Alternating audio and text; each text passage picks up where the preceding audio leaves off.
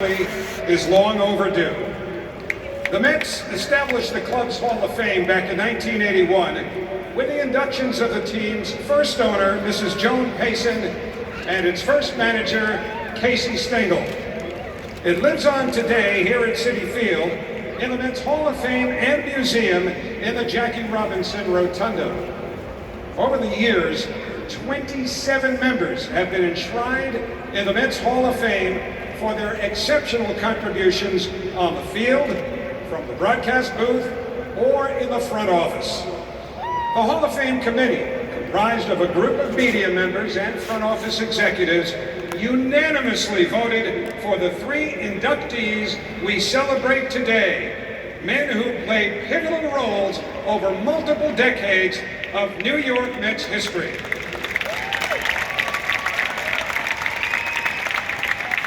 Joining us for tonight's Hall of Fame ceremony are the families of today's honorees.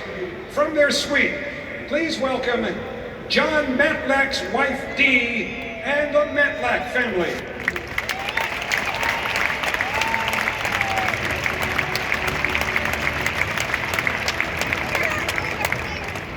Ron Darling's wife Joanna and members of the Darling family.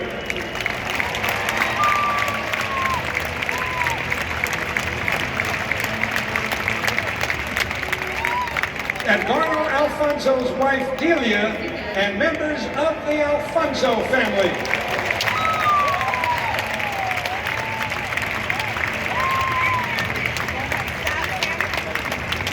And members of the Jackson family.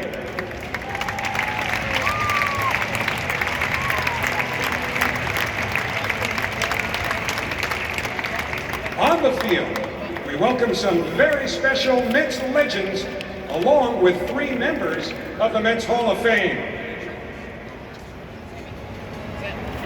A three-time All-Star with a career .291 batting average, this infielder played 3 seasons for the Mets, all as a teammate of Edgardo Alfonzo's. Please welcome Carlos Baerga.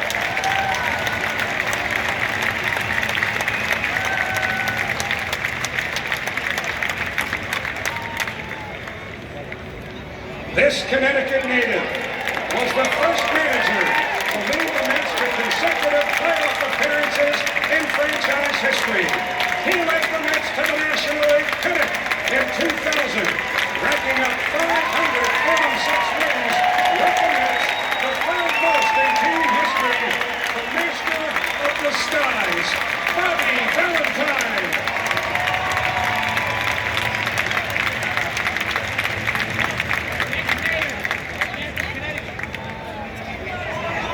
The greatest home run hitting catcher of all time, invigorated this franchise when he was acquired on May 22nd, 1998. A 7-time All-Star with the Mets, he hit 220 home runs, throwing 655 runs during his Mets career. Our most recent inductee and one of 4 men to have his uniform number retired by the Mets, Baseball Hall of Famer, Mike Piazza.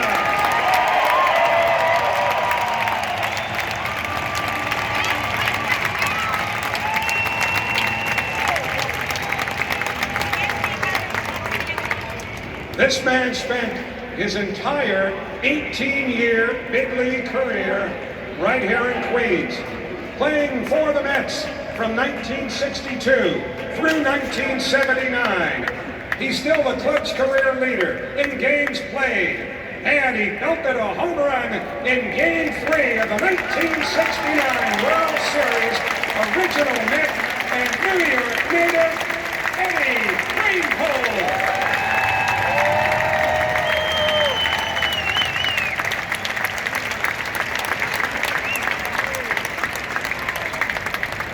A Queens native whose voice has carried generations of Mets fans through every peak and valley.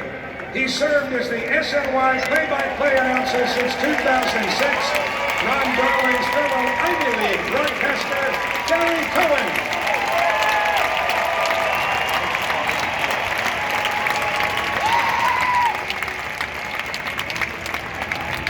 Elected to the Mets Hall of Fame in 1997, this five-time All-Star led the Mets in hits for 4 consecutive seasons and earned 11 consecutive Gold Gloves, the most by any first baseman in Major League history. A world champion with the Mets, and now a broadcaster alongside Ron Darling and Gary Cohen with SNY, Keith Hernandez.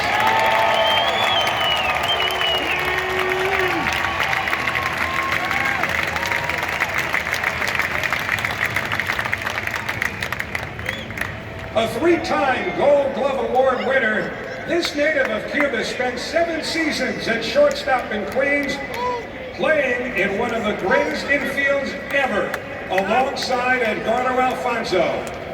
Simply one of the finest defensive shortstops, not only in Mets history, but in baseball history. Great to see him back in Queens. Please welcome Ray Ordonez.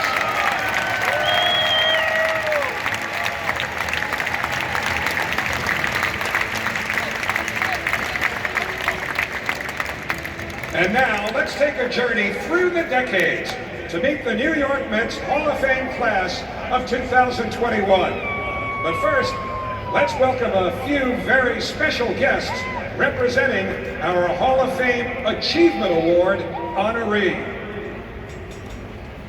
An original Met, he was a jack of all trades, pitcher, major league coach, minor league pitching coordinator, and front office advisor, who was best known for the impact he had on so many Mets as a mentor and friend. Here to honor the late Al Jackson, please welcome his wife Nadine and sons Reggie and Barry Jackson.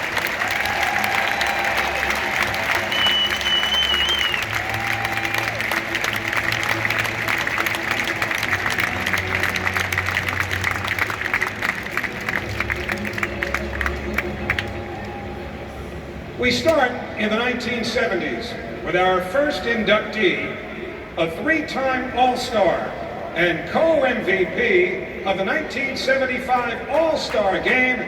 He ranks in the top 10 in Mets history books in wins, complete games, ERA, strikeouts, shutouts, and innings pitched. He was the 1972 National League Rookie of the Year and helped the Mets to the 1973 National League pennant with a 1.40 ERA in 4 starts during the postseason. Only 5 National League pitchers earned more wins than him from 1972 through 1976. He led the National League in shutouts in 1974 and 1976. Please welcome John Matlack.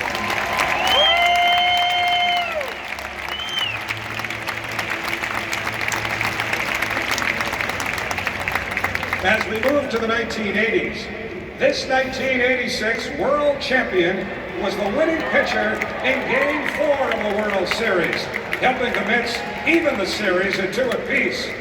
One of the pillars of the Mets pitching rotation in the 1980s, he ranks 4th in team history with 99 wins and remains in the top 10 in club history in complete games, innings pitched, strikeouts, and shutouts. An All-Star in 1985 and a Gold Glove winner in 1989, and, as you know, a Mets broadcaster on SNY since its inception in 2006.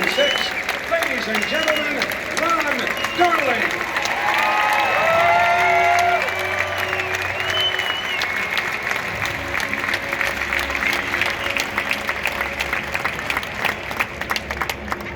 Our final inductee brings us to the 1990s, when he was one of the most clutch performers in Mets franchise history. He holds Mets postseason records for hits, runs, and runs batted in.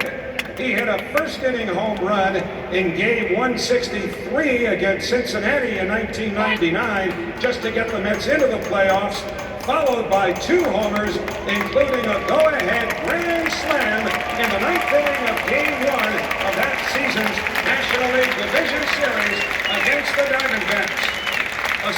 Slugger Award winner in 1999. He's in the top 10 in franchise history in hits, runs, doubles, RBIs, and many other offensive categories. Let's give a loud Citi Field welcome to Edgardo Alfonzo.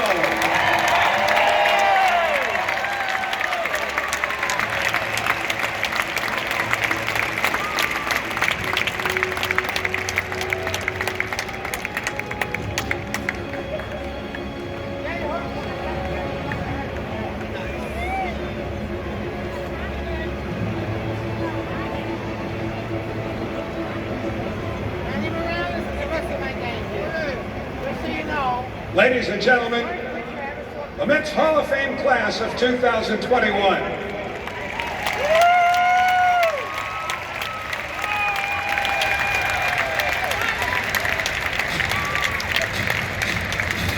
We begin our presentations with the Mets Hall of Fame Achievement Award, established to honor those who have left an indelible mark on the Mets organization, exhibiting the highest level of dedication, achievement, and service to the franchise and fans. This year's recipient of the Mets Hall of Fame Achievement Award is an original Met. He joined the organization prior to the 1962 season and spent 50 years in a Mets uniform. The 5'10" southpaw was a mentor to many after his playing days, with a personality that simply outshined any stat. He ranks 5th in franchise history with 41 complete games, and his 10 shutouts with the Mets are tied for 6th most in franchise history with his mentee and one of today's inductees, Ron Darling. Let's take a look back on his career.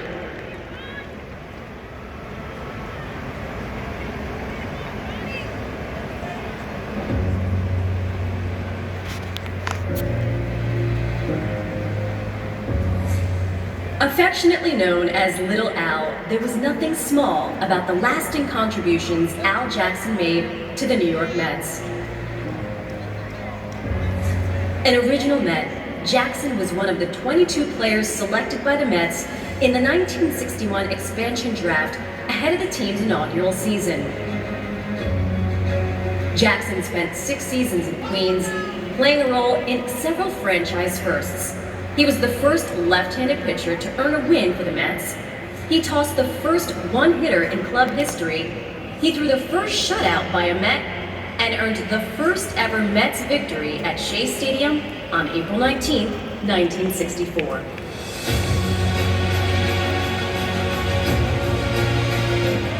Following his playing days, Al returned and served in several roles. He was a front office advisor, a pitching coordinator, and a coach on Bobby Valentine's staff, helping guide the club to consecutive postseason appearances for the first time in franchise history. And no matter the title, Al was a role model and a friend to everyone he came across in his 5 decades with the team. He defined what it means to be a Met both on and off the field. And we thank Al for his contributions to the franchise by honoring him with the Mets Hall of Fame Achievement Award.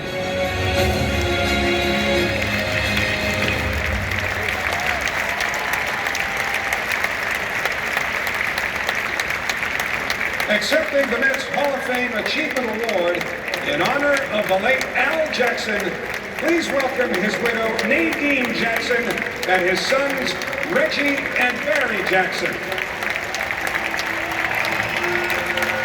And here to present the award is Mets and Baseball Hall of Famer Mike Piazza.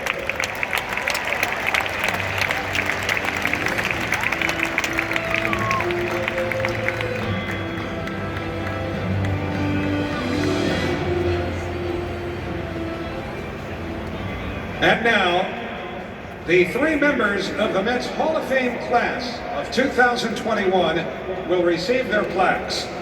Each inductee will be welcomed into the Mets Hall of Fame by a teammate and friend, some who even share this honor. Each plaque will then be unveiled in the Mets Hall of Fame. We go back to the 1970s with our first inductee. Please direct your attention to City Vision before we welcome John Matlack up to the podium.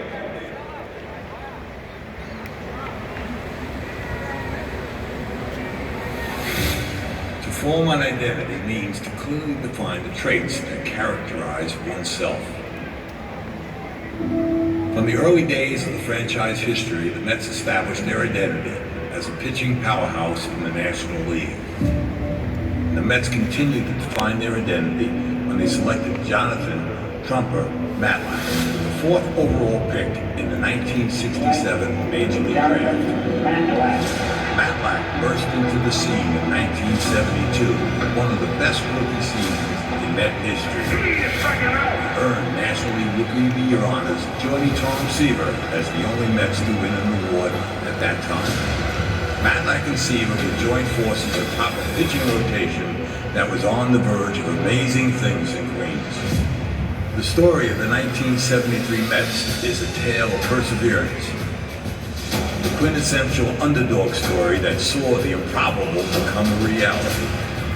Then came a surge, a wave with the Mets rode from the worst to the first in the division. Among those leading the charge for the Mets, none other than the Southpaw, Pennsylvania, John Matlack. One of our most dependable pitchers the last month of the season. Matlack dominated down the stretch, going 5-1 over his last 9 starts. His dominance continued into October, etching his name into Mets lore for eternity. He turned in one of the finest postseason performances in franchise history. He shut out the Big Red Machine in Game 2 of the League Championship Series. He has just been a brilliant two-hit shot. The Mets would win the series in 5.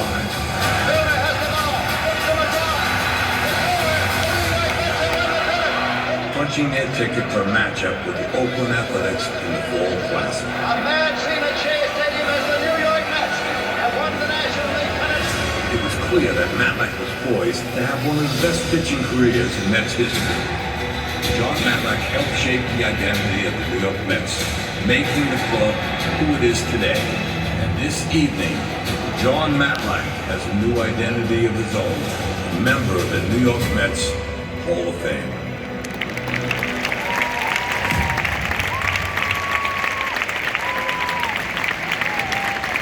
Presenting John with his replica plaque is Mets Hall of Famer and former teammate Ed Kranepool.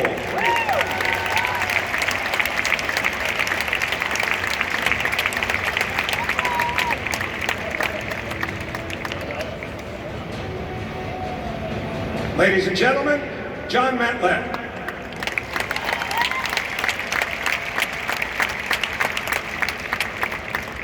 Thanks, Howie. Ed, appreciate it. Fellow inductees, baseball fans, I've had a very fortunate life. Fortunate to have been born to parents who understood and allowed a young boy's desire to play sports, many times ahead of trips to grandparents and other family outings. Fortunate to have had a mom who cooked meals at odd hours, washed and prepared uniforms, and then stayed home and not watched the game, at least in the early years, because I was too superstitious.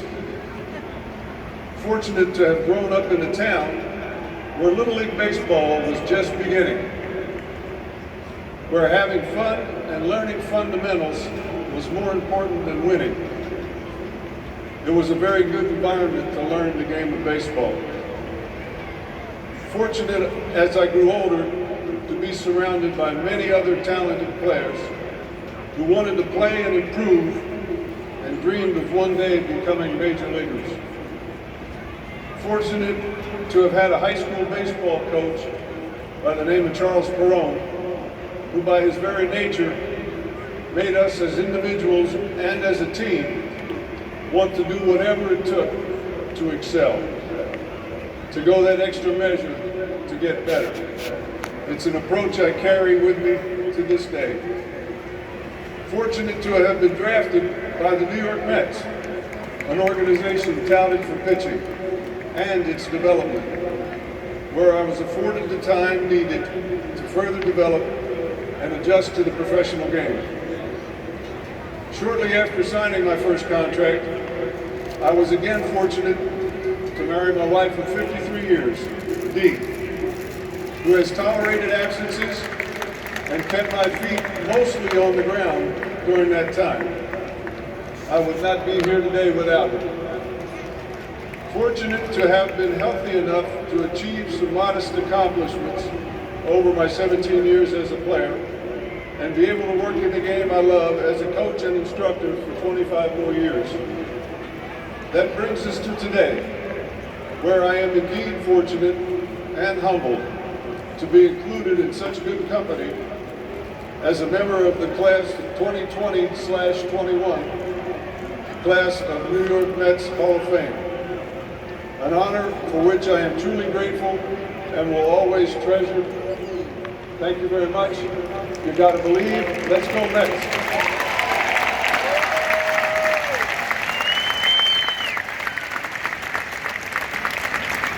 Thank you, John, and congratulations. Now, from the broadcast booth to the pitching mound, let's take a look back at fan favorite Ron Darling.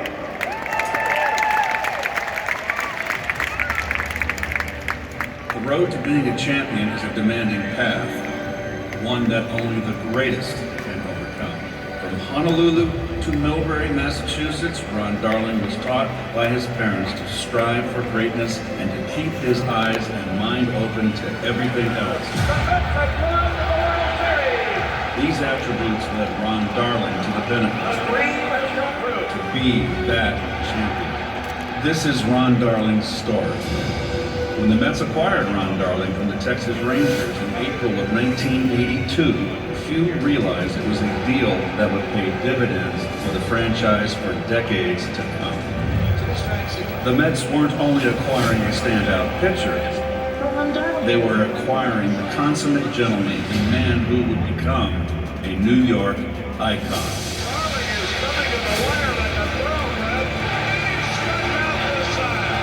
Ron was a backbone for our rotation in the 80s, winning double-digit games for 6 straight seasons from 1984 through 1989.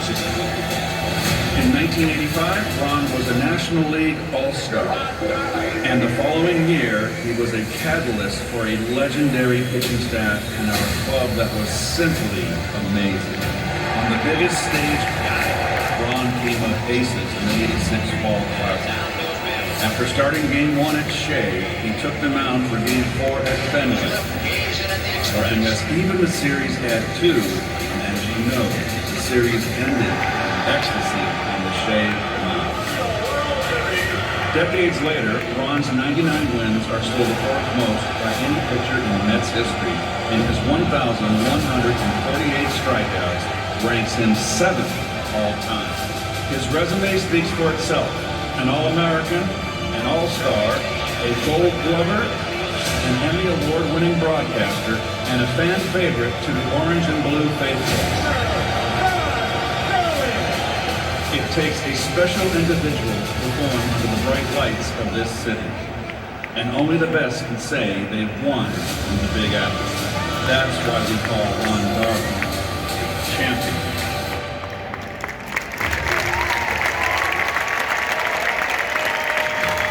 Presenting Ron's replica plaque are his fellow SNY boothmates Keith Hernandez and Gary Cohen.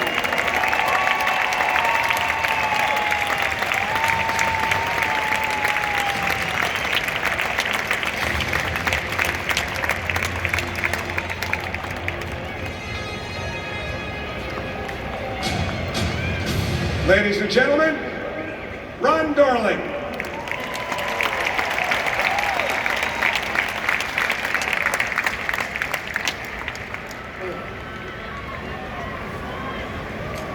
I was seeing a lot of split fingers there. Al Jackson taught me that pitch. I want to say congratulations to John Matlack, Edgardo Alfonzo, and of course the great Al Jackson. Would not have ever made it here without doubt.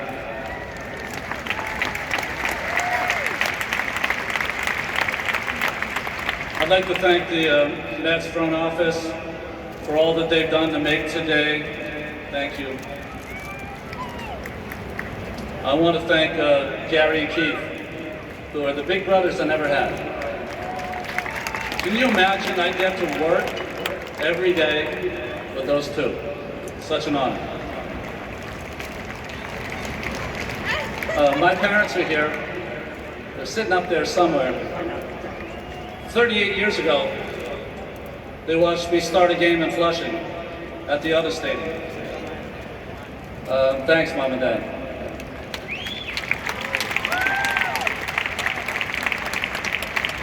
To my brothers, Eddie, Brian, and Charlie, they put up with my insatiable appetite for competition. I would pull them away from their TV shows and Army men to somehow play some sport at any time. Thanks, guys.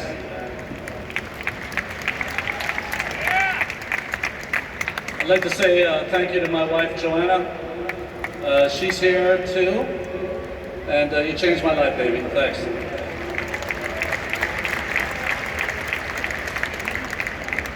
I want to thank my sons. I got 3, Tyler, Jordan, and Cassius. It's not always easy having a father who is a public figure, but they've done it with grace. Thanks, boys. I also wish this wonderful ball club that I have an honor to watch every night. And I want a championship season for them. They got a championship manager, championship ownership group, and they have championship players. Can't wait to watch.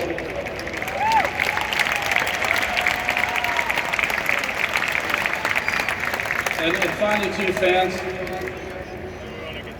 I mean, you are the bloodline to this game. We saw it last year. 60 games without you was 60 too many. I just want you guys to know that I've had a love affair with this town and with this fan base, and I just want to thank you very much.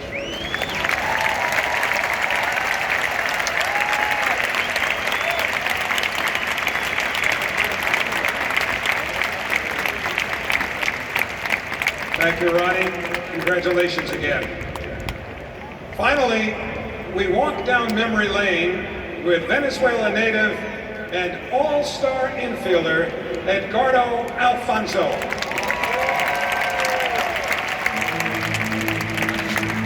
Sometimes a journey cannot be measured within time and space. It's defined by hard work, a love of family, and a passion for a game. This is about a path that could not be stopped by distance. A dream that traveled 2,147 miles away from Santa Teresa del Troy, Venezuela, to Queens, New York. This is Edgardo Alfonzo's story. Signed as an amateur free agent in 1991, Edgardo quickly made his name known through the minors, leading him to make his major league debut in 1995. Edgardo Alfonzo batting for the first time. In the 8 years he called New York home, Edgardo embodied the meaning of the word consistent. He would go on to have one of the best careers by an infielder in Mets history. 1,136 hits, Mets postseason records for hits, RBI, and runs scored. A Silver Slugger Award winner in 1999 and an All-Star in 2000. And he hit a career-best .324. But a player's drive cannot be exemplified by the back of a baseball card. You become a hero to a fan base by delivering when it matters most. And that's what Fonzie did. As we had deep playoff runs in 1999 and 2000, in large part to Edgardo's postseason brilliance. He slammed his way into the hearts of teammates and fans, and put his name into Mets history. He was part of the greatest infield ever, and was the catalyst on a great 2000 team. hitting .444 in the NLCS, helping us reach the World Series. Makes a going to the World Series. It's a gunner for Edgardo Alfonzo. It gave us countless moments and memories. Edgardo Alfonzo is 6 for 6. And the one number we define Edgardo's story by is that number 13 was on the diamond. Rips into the backfield to tie the game. For the orange and blue when it always mattered most. Alfonzo gets the bag for one. He made the triple play! Thank you, Fonzie, for taking us on that wonderful journey.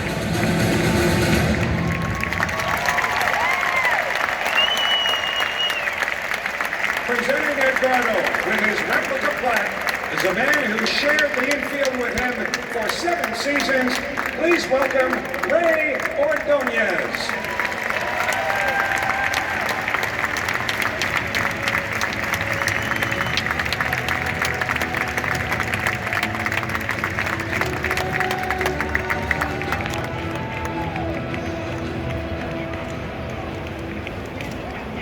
Ladies and gentlemen, please welcome Edgardo Alfonzo.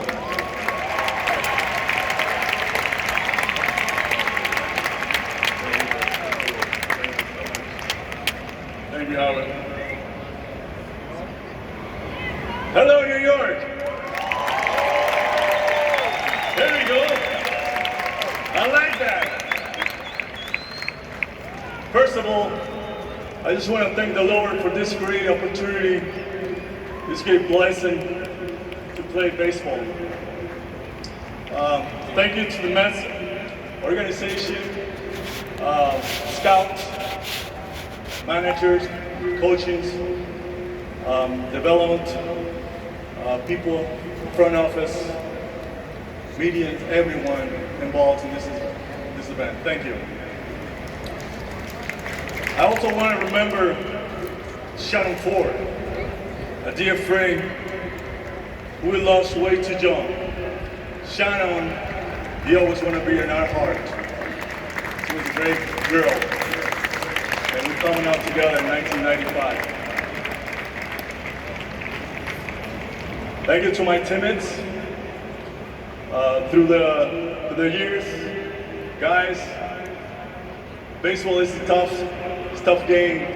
Nobody can play alone. You guys make that easy for me. Thank you. I also want to congratulate John, Matlack, Ron, Darwin, and of course, Al Jackson, one of the greatest I ever had. Congratulations, guys.